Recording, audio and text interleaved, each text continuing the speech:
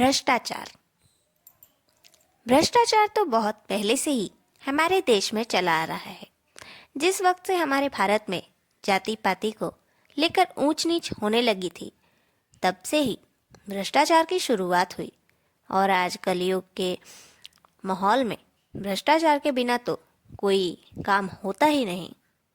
जैसे कि बच्चों का स्कूल में एडमिशन करवाने के लिए भी डोनेशन, कॉलेज के एडमिशन के टाइम पर भी घूस देनी पड़ती है, पासपोर्ट वीज़ा बनवाने के लिए तक न जाने कितने लोग ब्लैक मनी कमाते हैं। ज़्यादा वक्त बर्बाद ना करते हुए चलिए कहानी को शुरू करते हैं। बिट्टू बहुत गरीब घर से था। उसके पापा किसान थे। अनाज उगाकर उन्हें बेचकर पैसे कमाकर अपना घर चलाते थे। बिट्टू पढ़ने में बहुत तेज था। उसे आधे से ज़्यादा ABCD और गणित बहुत अच्छे से आते थे। बस उसे ज़रूरत ही तो थी एक अच्छे से शिक्षक की, जो उसे पढ़ाकर आगे बढ़ा सके। ये सोचकर उसके पिताजी ने मेहनत की और उसका एडमिशन स्कूल में करवाने के लिए उसे लेकर गए। बिट्टू ने वहाँ बहुत अच्छे से इंटरव्यू दिया। वो पढ़ने में बहुत अच्छा था। सारी चीज़ें देखने के बाद स्कूल वालों ने कहा कि उन्हें डोनेशन भी चाहिए। ये सुनकर बिट्टू के पिताजी बहुत परेशान हो गए। उन्होंने कहा, मेरा बेटा तो पढ़ने में इतना तेज़ है और तेज़ बच्चों को तो आप लोग आगे बढ़ाते हैं, तो फिर डोनेशन किस बात की है। उसके बाद स्कूल वालों ने उन्हें स्कूल से निकाल दिया कि बिना डोनेशन के यहाँ कोई काम नहीं होगा। फ्री में थोड़ी कोई तुम्हारे बच्चों को पढ़ाएगा। बिट्टू ये सब सुनकर अपने पापा से कहता है, पिताजी मुझे स्कूल नहीं जाना, जहाँ पढ़ने के लिए बच्चों में विद्या बांटने के लिए इतने पैसे लगते हो, घूस लगता हो, मुझे वहाँ पढ़ने नहीं जाना। मैं ना घर पर ही पढ़ लूँगा और पढ़कर बहुत बड़ा आदमी बनूँगा। उसके बाद मैं ये सारी गलत चीज़ें ना किसी को नहीं करने दूँगा। सभी गलत करने से सबको मैं रोकूँगा, बहुत बड़ा ऑफिसर बनूँगा। बिट्टू की बात सुनकर उसके पिताजी भावुक हो जाते हैं और उसे समझाते हैं, बेटा तुम पढ़ने में बहुत अच्छे हो, पर एकदम अच्छे तरीके से, वो कहते हैं ना, फॉर्मल तरीके से पढ़ाई करने के लिए तुम्हें स्कूल जाना ही होगा। बेटा भले ही आज हमारे पैसे लगते हो, तो क्या हुआ, मैं तुम्हें पढ़ा लिखा कर इतना बड़ा बनाऊंगा कि कल को तुम ये सब भ्रष्टाचार दुनिया से ख़त्म कर दोगे।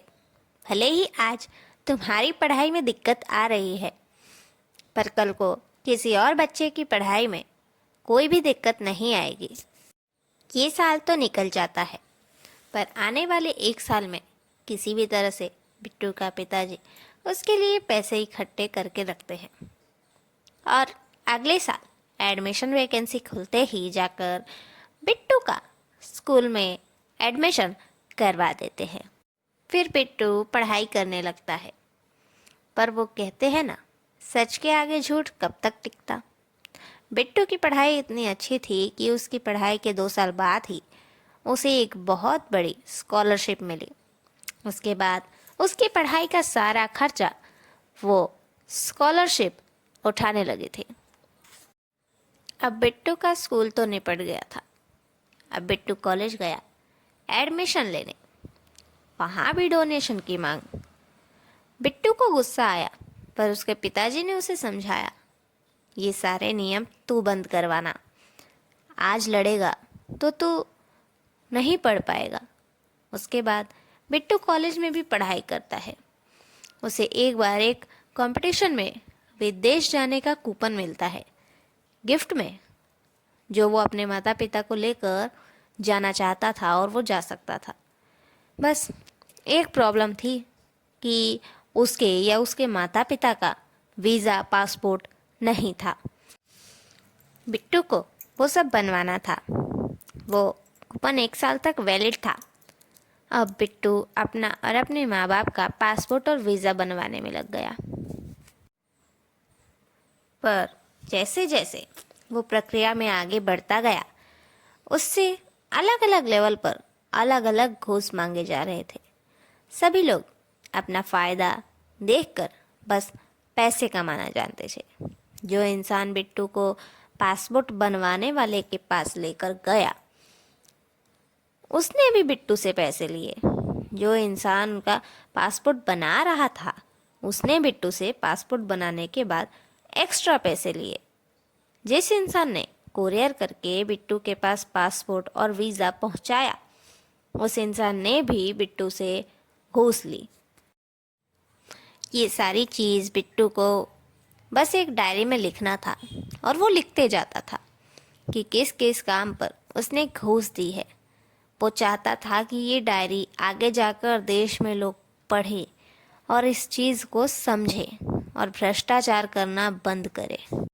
यहाँ तक तो आप सब समझ ही गए होंगे दोस्तों कि इस कहानी के ज़रिए हम आप लोगों को क्या दिखाना चाहते हैं।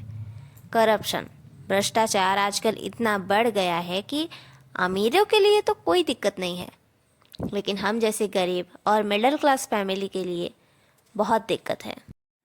और ये होना भी नहीं चाहिए। हर काम में घूस, लालच बहुत बढ़ गया है। हमें इसे होने नहीं देना है। लेकिन बिट्टू कैसे ये सब रोकता है, ये जानने के लिए आपको हमारी कहानी भ्रष्टाचार पार्ट 2 देखनी होगी। तो ज़रूर देखिए। जल्दी कहानी हम लेकर आएंगे आप सभी के बीच। तो कहानी आपको कैसी लगी और भ्रष्टाचार पर आपकी क्या राय है, वो कमेंट में ज़रूर बताएं।